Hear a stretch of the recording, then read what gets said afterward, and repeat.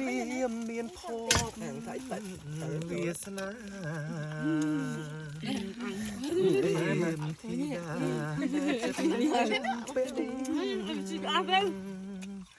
បើភ្នែកឃើញច្បាំងសំរដួងភ័ក្រថាពិតជាស្រស់វល់អញចង់ច្បាំងជឿជាក់មិនមែនសូបិនរៀមបានលើកហាត់ថ្នាក់ថ្នមរៀងកាយចិត្តឥតមាននឿយណាយហាំដូចជួមឋានព្រះឥន្ទនីសាខំស្រងខំស្រូបយ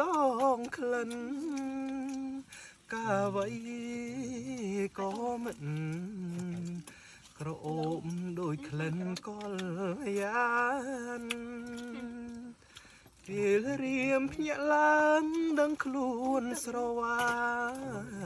រងស្រីរាត្រីក៏คล้ายជាក្តីខកខា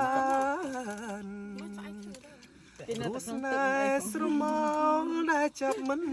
បានយើងណាដាក់មកសុបិនបានមកវែងខានបានជួបតាស្នេហ៍ឥតន័យអូ